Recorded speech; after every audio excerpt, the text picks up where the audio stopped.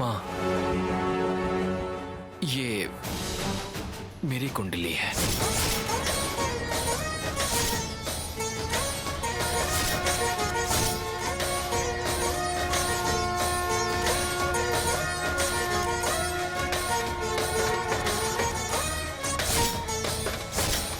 माँ, आपके आशीर्वाद से इन दोनों की शादी करवा रहे हैं, पर ये सब क्या हो रहा है माँ? ये आशीर्वाद है या कोई अपशकुन है? ये किस बात का संकेत है माँ?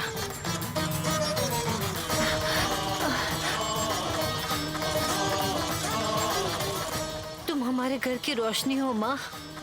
तुम्हारी दया और आशीर्वाद के बगैर हमारा भला कभी नहीं होगा। बिना किसी भी अड़चन के इन दोनों की शादी हो जाए, ऐसा आशीर्वाद दो माँ।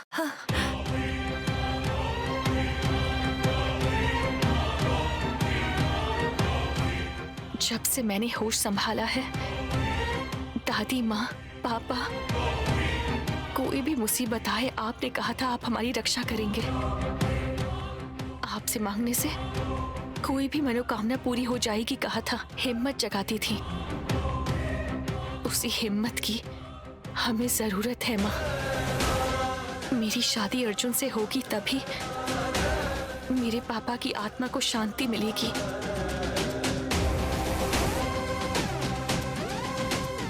आप आशीर्वाद देंगी तभी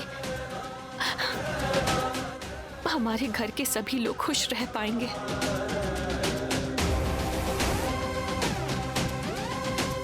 दया दिखाकर हमें आशीर्वाद दीजिए।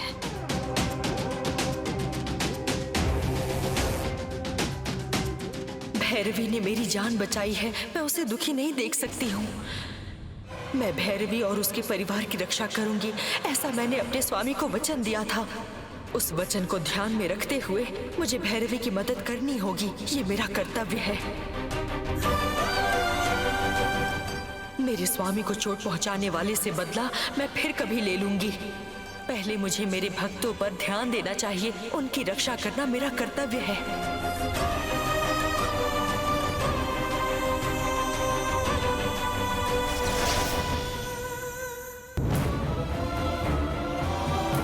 भैरवी,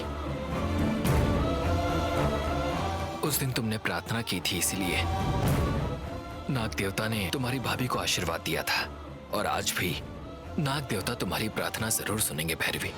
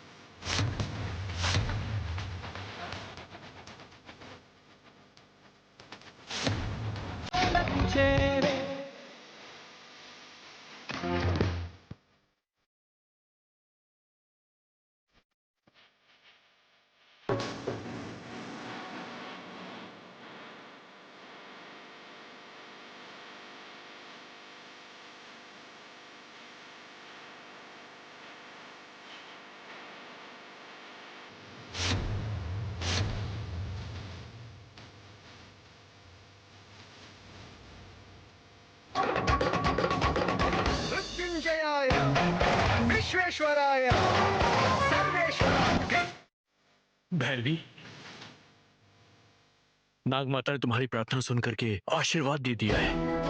अब इनके आशीर्वाद से तुम दोनों की शादी बिना किसी रुकावट के बड़ी धूमधाम से हो जाएगी।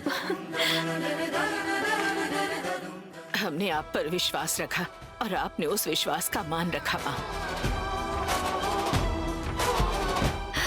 तुम दया की देवी हो, ये तुमने दिखा दिया माँ। बेटी भैरवी, यहाँ आओ।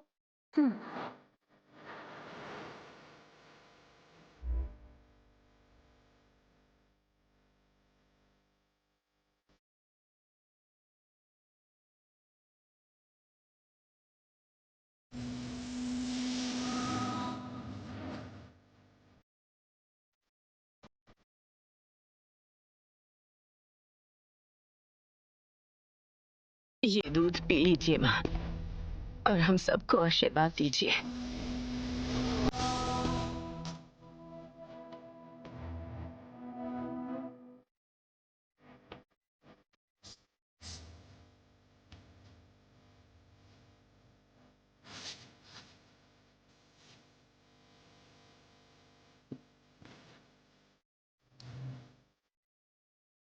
जिसे अपना शत्रु समझकर उसका प्राण लेने के लिए तुम यहाँ पर आई हो, उसी की कुंडली पर हल्दी कुमकुम और अक्षत डालकर उसको आशीर्वाद दे दिया।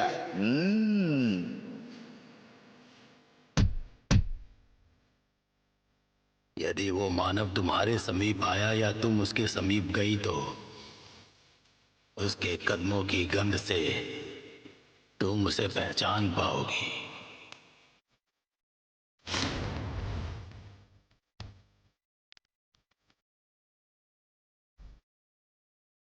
माँ,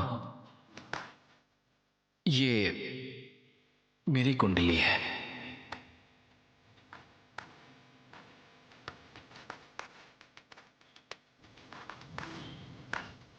तुम अपने धर्म के प्रति प्रतिबद्ध हो, आशीर्वाद देकर फंस गई हो।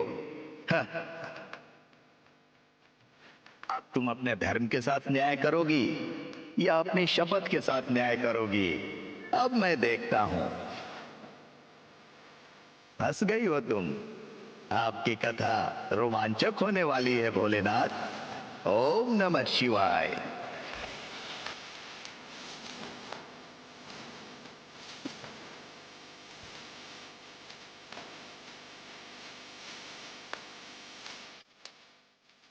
धन्यवाद नाग माता, आपका बहुत बहुत धन्यवाद।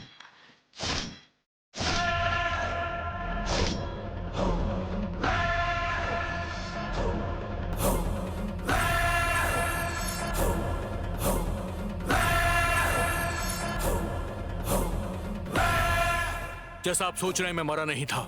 मुझे तो मेरे अपने फूफा जी ने एक लड़की के साथ मिलकर कैद करके रखा था।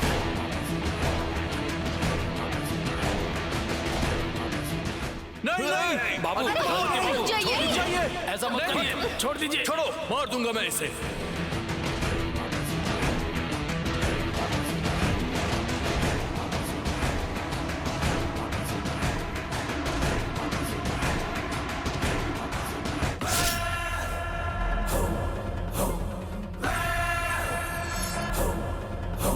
उन्हें नर्क दिखाएंगे बोलकर हम ही को नर्क दिखा दिया। इतना काफी नहीं था क्या, जो अब दिन में ही तारे गिनने की कोशिश कर रहे हो?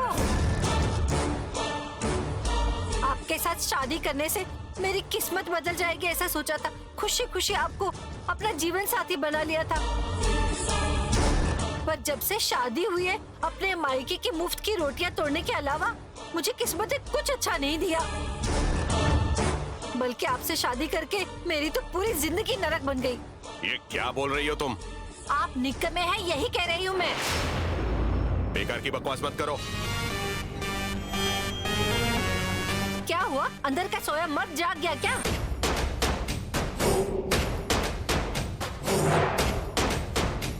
मेरे भाई के मरने के बाद आप इस गांव के महाराज बनेंगे, मैं उस घर की महारानी बनूंगी और अपना बेटा युवराज बनेगा कहा था। रानी बनाऊंगा कहकर ये देखो नौकरानी से बुरी हालत कर दी। कहते थे हम ऐश की जिंदगी जिएंगे, यहाँ भूख से मरने की नौबत आ गई है। आपको निकम्मा ना कहूँ तो और क्या कहूँ जी। आप पर भरोसा किया, आपकी हर बात पर हाँ जी कह के सर हिलाती रही, इसलिए आज मुझे और मेरे बेटे को इस कबाड़ खाने में रहना पड़ रहा है। अगर ऐन वक्त पर तुम्हारे भाई का बेटा आदित्य वहाँ नहीं आता ना, तो ये सब नहीं होता। अगर आदित्य नहीं आता तो वो अर्जुन आ जाता। बड़ी बड़ी बात करने से कुछ हासिल नहीं होगा। जो भी है करके दिखाना चाहिए। कुछ किए बिना मूंछों को ताव देकर मर्दानगी दिखाएंगे तो ऐसा ही होता है। पापा बहुत भूख लगी है। पापा भूख लगी है तुझे? मटन बिरयानी खाएगा या चिकन पुलाव खाएगा? हाँ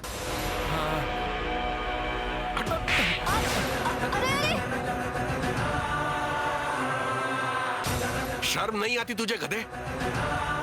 अब इसे क्यों मार रहे हो? नहीं तो क्या, तेरे बेटे को गोद में बिठाकर चंदा मामा की कहानी सुनाओ, ऐसा कह रही हो तुम?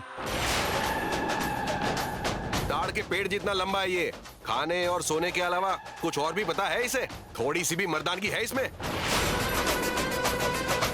अगर होती तो भैरवी से प्यार करता, उसे जाकर ये प्यार करता। अरे हमारा रुतबा बढ़ाता।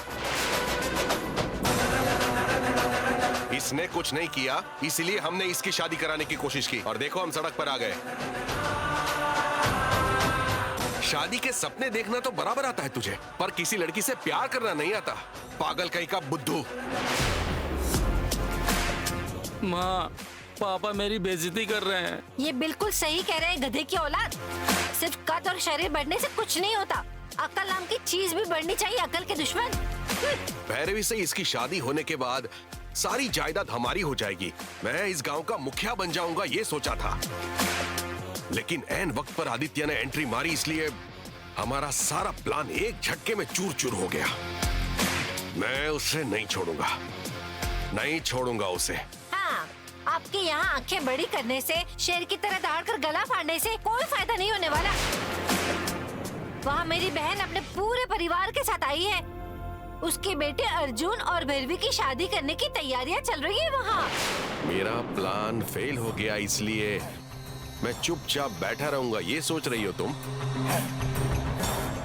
चाहे कुछ भी हो जाए, मैं अर्जुन और भैरवी की शादी नहीं होने दूंगा। ये मेरा वादा है। बहू बनकर तुम हमारे घर आओगी तो हमारे घर में 4 चांद लग जाएंगे। हम इसी घड़ी का इंतजार कर रहे हैं।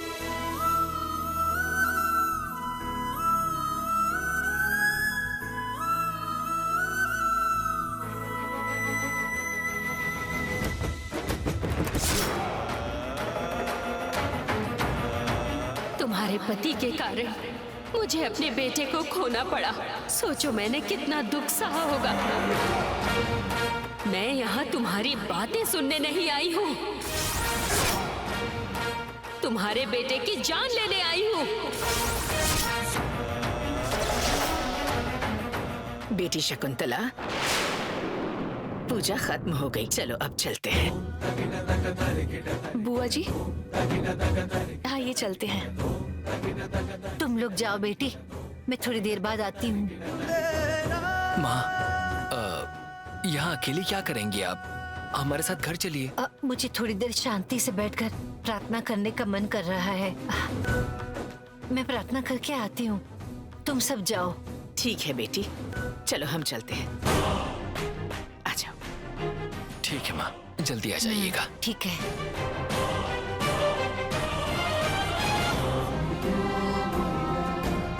सैन, तुम यहाँ क्यों खड़ी हो? चलो चलते हैं। मैडम, तुम दूर खड़ी रहो, मैं तुम्हें बुलाऊंगी। सैन, इतना क्या सोच रही हो? आओ चलो घर चलते हैं। पर माँ तो यही है। माँ कह रही है थोड़ी देर यहीं पर रहेंगे, तुम चलो ना। ठीक है चलो। हाँ तो चलो ना। हाँ आ रही हूँ।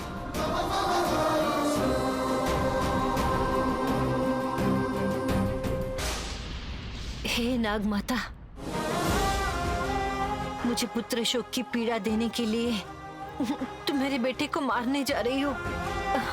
एक बेटे को मारकर उसकी माँ को दुख पहुंचाने में आपको क्या खुशी होगी माँ?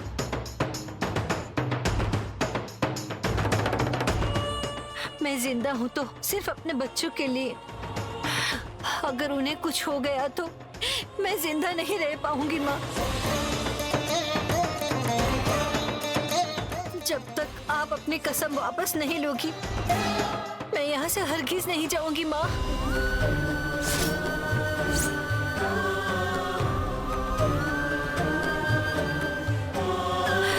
मैं अपने बेटे की जान की भीख मांगती हूँ माँ।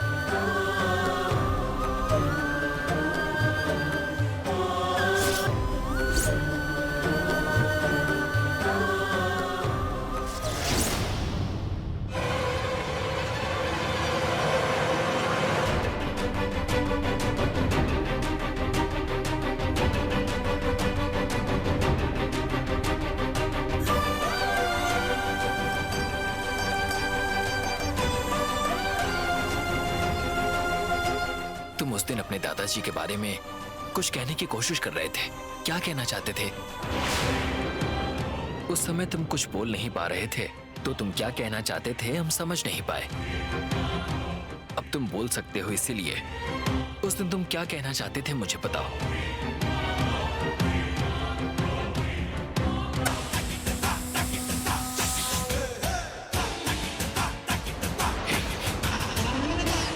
उस दिन तुम वीरभद्र चाचा को गुस्से से देख रहे थे, मैंने देखा था।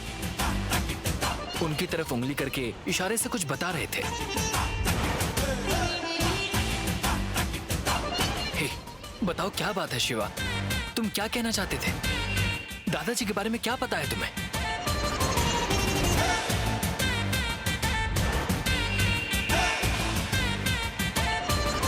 अपने दादाजी की फोटो दिखाकर वीरभद्र मौसा जी की तरफ इशारा कर रहे थे। तुम्हारे दादाजी की मौत का वीरभद्र मौसा जी से कोई संबंध है क्या? तुम्हें किसी से डरने की जरूरत नहीं है, मैं तुम्हारे साथ हूं। जो भी हुआ था खुलकर बताओ। बोलो शिवा।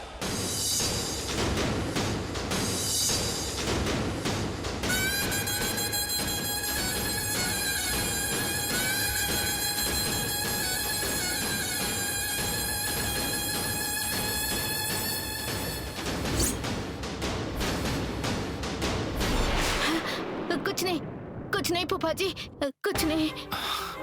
शिवा, तुम्हें देखकर ही पता चल रहा है कि तुम झूठ बोल रहे हो। तुम्हें किसी से डरने की जरूरत नहीं है। मैंने कहा ना, मैं तुम्हारे साथ हूँ। क्या बात है बताओ मुझे।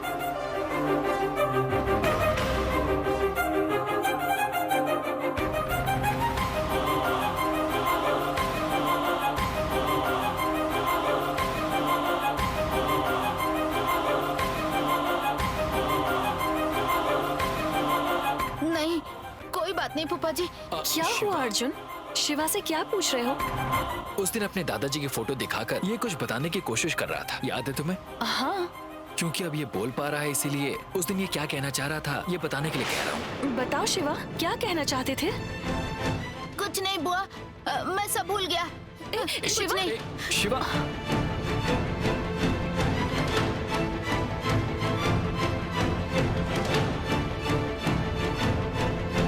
तुम्हारे पापा के बारे में जरूर इसे कुछ ना कुछ पता है। ऐसा लग रहा है कि किसी से डरकर ये हमें बात बताना नहीं चाह रहा है। अगर कोई बात होती तो वो तुम्हें या मुझे जरूर बताता।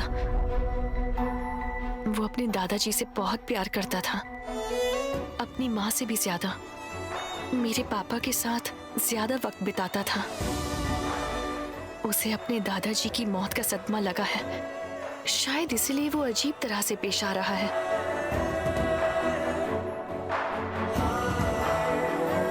अर्जुन, तुम मुझसे बहुत नाराज हो ना? नाराज किस लिए? क्योंकि मैंने कहा था कि मैं तुमसे नहीं रुद्र से शादी करूंगी।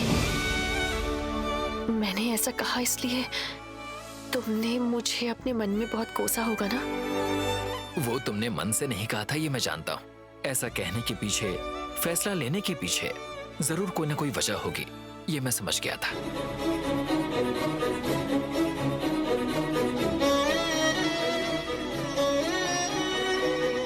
जब मैंने तुमसे शादी करने से इनकार किया तब तुम्हें बुरा नहीं लगा था क्या?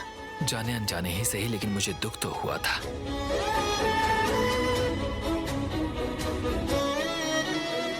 क्योंकि प्यार किसी अपने को जबरदस्ती पाना नहीं होता है।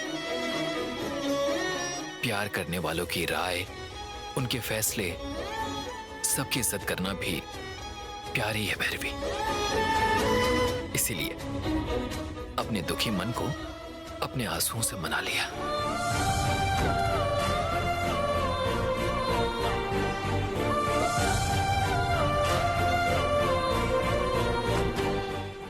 मैंने भी तुमसे दूर होने का गम अपने आंसू बहाकर ही बुलाया था अर्जुन।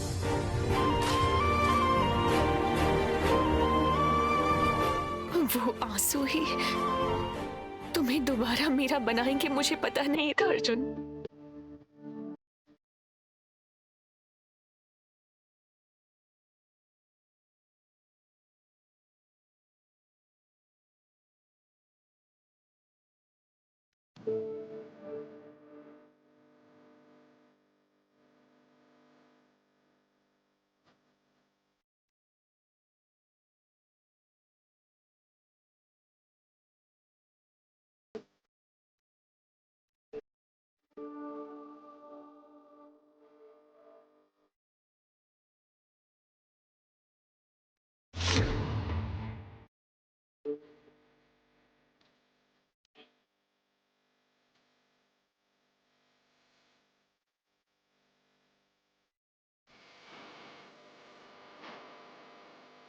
उस दिन जब तुमने पूछा था कि रुद्र से शादी क्यों करने जा रही हो तो मैं तुम्हें कोई जवाब नहीं दे पाई थी अर्जुन, क्योंकि फूफा जी ने भैया को बंदी बना रखा था। उन्होंने धमकी दी कि वो उन्हें मार डालेंगे। इसी वजह से मैं शादी के लिए मान गई थी।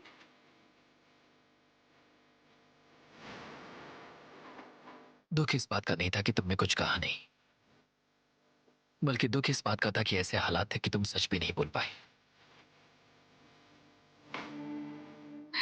मैंने तुमसे प्यार किया है, पर तुम्हारी जगह मैं उससे शादी करने जा रही थी। इस बात से मुझे बहुत दुख हुआ था अर्जुन। ये दुख मैं सह नहीं पा रही थी और मैं मरना चाहती थी।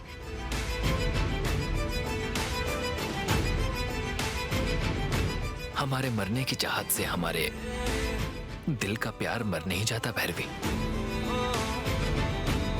प्यार मर नहीं सकता, इसीलिए उसने हमें दोबारा मिलाया है।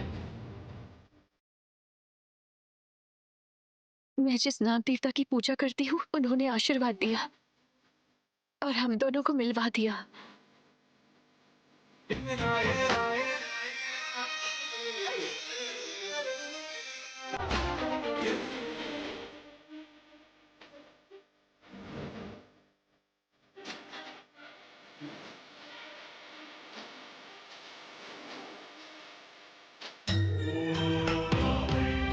मेरे इतनी विनती करने के बाद भी आपका मन पिघल नहीं रहा क्या नागमाता?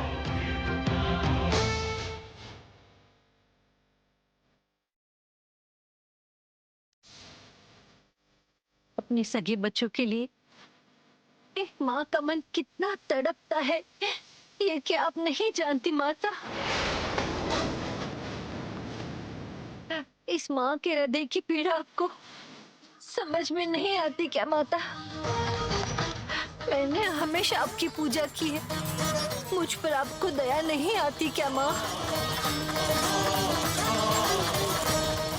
जब तक आपके दर्शन का सौभाग्य मुझे देकर जब तक मुझे सुरक्षा नहीं दोगे, तब तक मैं यहाँ से नहीं जाऊंगी।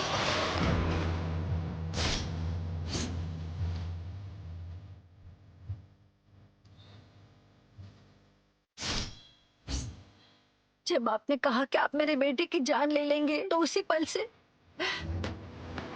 मैं अपने बेटे के बिना कैसे जी पाऊंगी? इस बात से मैं बहुत चिंतित हूँ।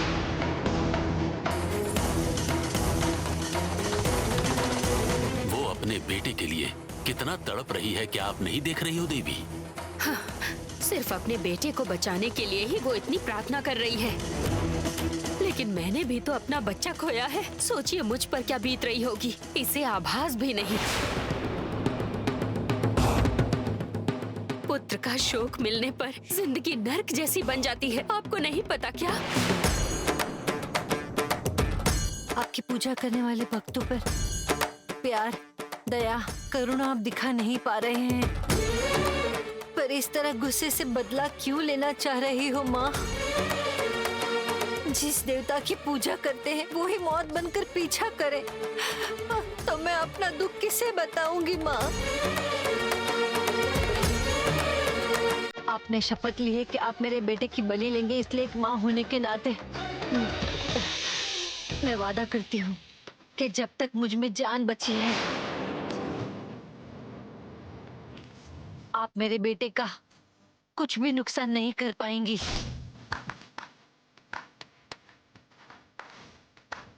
अगर मेरे बेटे को कुछ हो गया तो मैं नहीं सह पाऊंगी।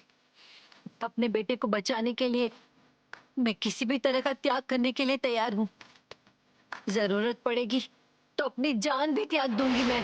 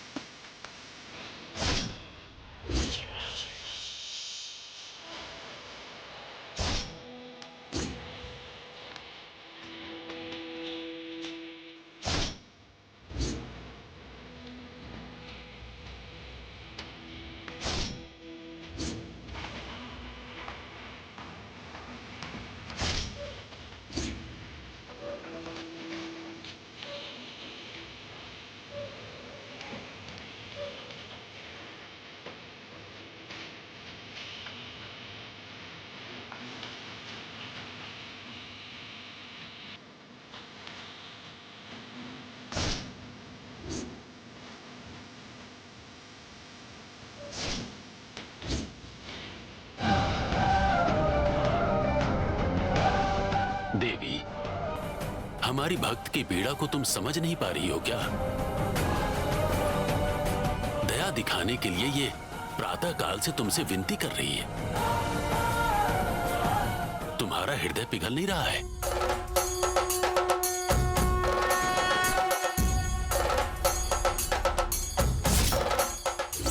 उनके दुख को समझकर दया नहीं दिखा सकती हो क्या देवी? मैंने अपना बच्चा खो दिया। इस दुख को इतने दिनों तक मैंने अपने हृदय में छुपा कर रखी थी। जो हुआ मेरी किस्मत में ये मानकर अपने हृदय को तसल्ली दे रही थी, लेकिन तभी मेरी आंखों के सामने मेरी बेटी की जिंदगी के साथ अन्याय हो गया। मैं इसे कैसे सहन कर लूं स्वामी?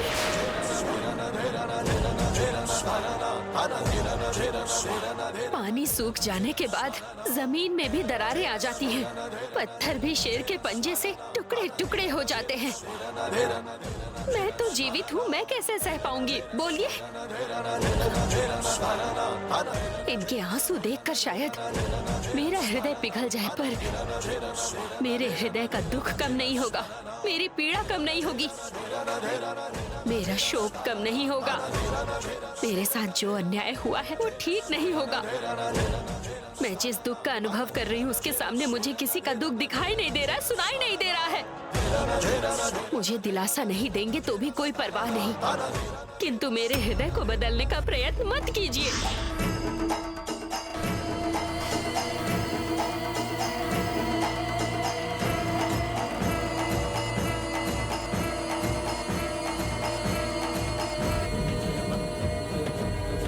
जो हमारी शरण में आना चाहते हैं उनसे प्रतिशोध लेना हमारी नाग जाति का स्वभाव नहीं है देवी। इंसानों को जीवन देने वाले ब्रह्मा का मंदिर बनाकर उन्हें पूजते नहीं हैं।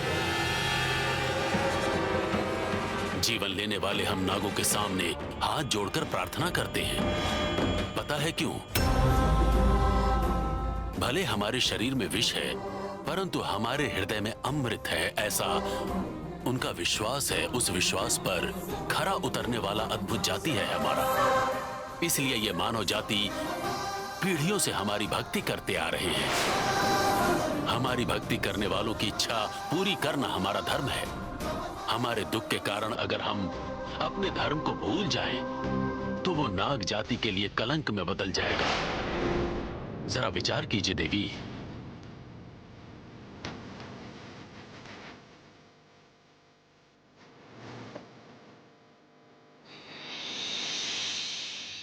मेरी पुकार सुनकर आई हो नाग देवी? मैं तुम्हारा दुख समझ पाई इसीलिए आई हूँ। आप धन्य हो माता। तुम्हारे पति ने मुझे पुत्र का सुख दिलाया। अपने बेटे के लिए भावुक होने वाली तुम, मैंने जो अपना बेटा खोया है, मेरा दर्द तुम समझ नहीं पा रही हो शकुंतला। जन्म देने वाली हर माँ दूसरी माँ की पीड़ा समझ सकती है माता, पर जैसा आप समझ रही हैं, मेरे पति ने और मेरे बेटे ने कोई गलती नहीं की है माँ। उन्होंने गलती नहीं की ये तुम कैसे कह सकती हो? उन्होंने क्या किया है वो मैंने अपनी आंखों से नहीं देखा, पर उनके बारे में मेरा मन जानता है। उन्होंने कोई गलती नहीं की, वो निर्दोष है, ये मेरी अंतरात्मा कह रही है। इंसान झूठ बोल सकता है, पर अंतरात्मा झूठ नहीं बोलती। ये बात आप भी जानती हैं। मेरे बेटे से अगर मुझे दूर कर देंगी तो मैं उसके बिना कैसे जी पाऊंगी माँ? तुम्हारे बेटे के मरने के ख्याल से ही तुम्हारे बेटे के प्रति तुम्हारा प्यार दुख में बदल गया, और जिसे मैं इतना प्यार करती हूँ मेरे उस बेटे की हत्या कर दिया। तो मेरे प्रतिशोध की भावना में गलत क्या है? पुत्र मोह क्या होता है आप अच्छी तरह जानती है माँ। तो फिर दूसरी माँ को उसके पुत्र से वंचित क्यों करना चाहती हैं आप? बच्चों को प्यार करने वाली ही माँ होती है, पर अपने बच्चों के लिए किसी और माँ के बच्चों से बदला लेने वाली माँ कैसे हो सकती है? आपको तो मुझे रक्षा का आशीर्वाद देना चाहिए, और अपने प्यार को बदले की भावना में बदल देना धर्म नहीं है माँ। प्यार के लिए तरसने वाली औरत मेरी तरह माँ होती है। मेरे जैसी माँ के दुख को इस तरह समझकर माफ करने वाली और दया दिखाने वाली आप जैसी देवी होती है। मुझ पर दया दिखाकर मेरे बेटे को किसी खतरे में मत डालना माता। हमें माफ करके हमें आशीर्वाद दीजिए। तुम इतनी विनती कर रही हो, इसीलिए तुम्हारे बेटे को मैं कुछ नहीं करूंगी, वचन देती हूँ।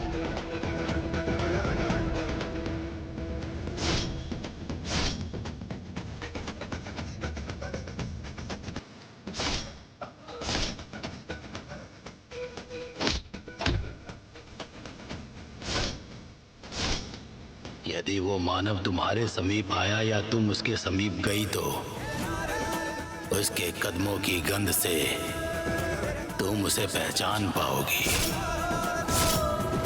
वो कौन है ये पहचानने के लिए एक आधार मेरे लिए काफी है। उसकी मृत्यु सिर्फ मेरे हाथों लिखी है। उसे तो अब मैं छोड़ूंगी नहीं, छोड़ूंगी नहीं। बहुत खुशी हुई माँ, बहुत खुशी हुई। इस माँ के दुख को समझने वाले आपके विशाल हृदय को मेरा कोटि कोटि प्रणाम माता। परंतु तुम्हें एक बात जाननी होगी, ध्यान से सुनो। बोलिए माँ। आकाश में उड़ने वाले गिद्ध को देखकर मुर्गी भी अपने बच्चों को पंख के नीचे छुपाकर उनकी रक्षा करती है। हाँ माता। पत्तों की आवाज से डरने वाले छोटे प्राणी भी अपने बच्चों पर हमला करने वाले शत्रु से लड़ते हैं। हाँ माता। यथार्थ अपने बच्चों को हानि पहुंचाने वाले शत्रु को मारना भी एक माँ का कर्तव्य होता है, ये तुम समझ गई होगी। माँ होने के नाते उस जिम्मेदारी को भी मैं भूल नहीं सकती, उससे बच नहीं सकती। तुम्हारे बेटे के संदर्भ में भले ही मैं उसे रक्षा दूं, परंतु मेरे दामाद को मारने वाले को क्षमा करने का कोई सवाल ही नहीं पैदा होता।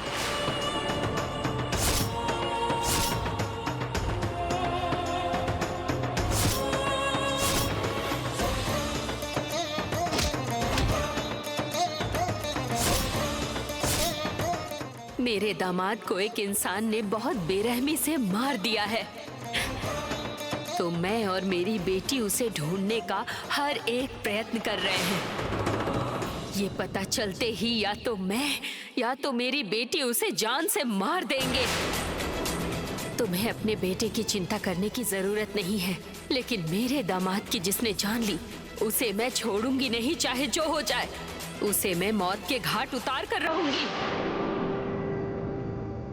आपने मेरा पुत्र भिक्षा में दे दिया है, ये आपका एहसान नहीं भूलूंगी माँ।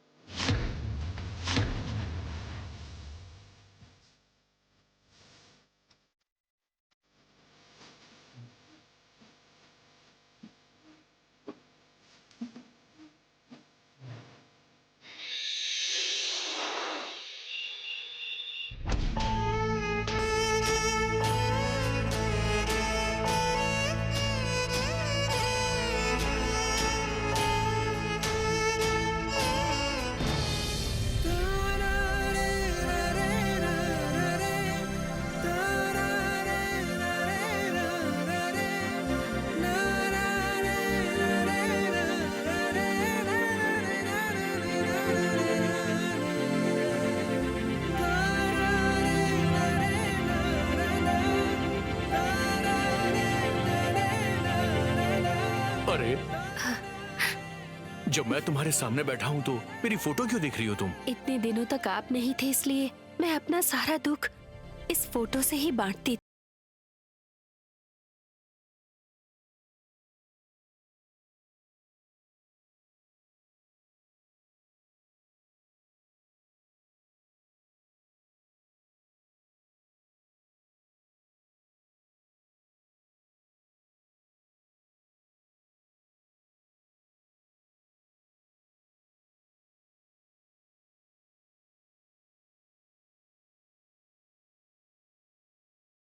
जिंदगी से गायब हो जाता है तो उसका दुख कैसा होता है ये मैं समझ सकता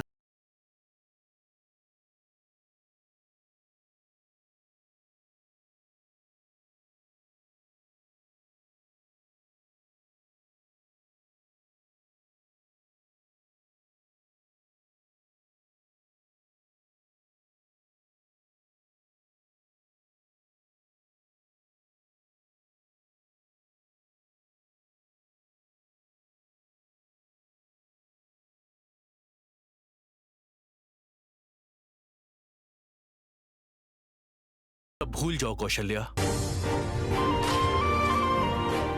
आप लौट आए हैं इस खुशी को। मैं सुहागन ही हूँ इस आनंद को कैसे बयां करूं समझ नहीं आ रहा। तुम्हारी समझ में नहीं आ रहा है? कैसे बोलोगी?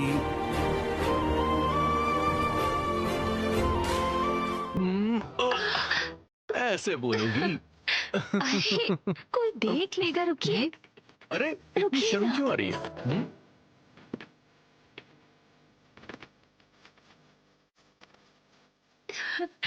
कोई आ जाएगा, छोड़िए।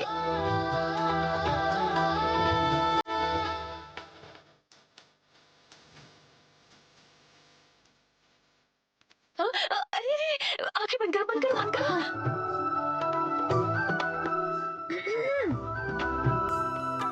भैया, भैया हम अंदर आ सकते हैं क्या?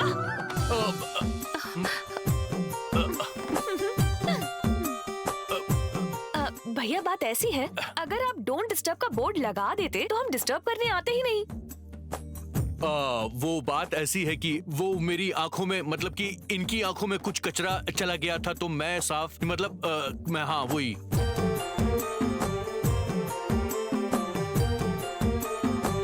सभी आप दोनों का बाहर वेट कर रहे हैं, अब हम खाना खा लेते हैं, चलिए। भैरवी, एक मिनट। क्या हुआ भाभी? तुम्हारे बारे में तुम्हारे भैया को बताना है। हाँ? क्या बोलना है भाभी?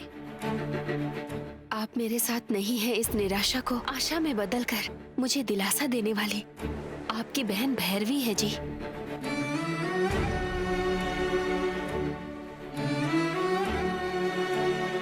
जब कष्ट होता है तब कोई भी औरत अपने दुख को अपने माता पिता के साथ बांटने की सोचती है।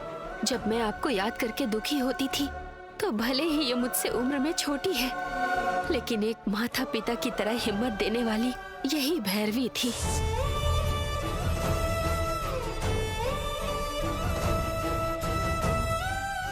हाँ पापा, मेरी माँ के लिए बुआ ने बहुत पूजा की। नाग देवता की पूजा करने के बाद नाग देवी ने आकर माँ को टीका भी लगाया था। जब ससुर जी की मृत्यु हुई तब भी मुझे और दादी माँ को भैरवी ने ही हिम्मत दी थी। घर की बड़ी बनकर हम सबको संभाला। अगर भैरवी नहीं होती तो मेरा पता नहीं क्या होता, मैं नहीं जानती। इसकी महानता के बारे में मैं कितना भी बोलूं,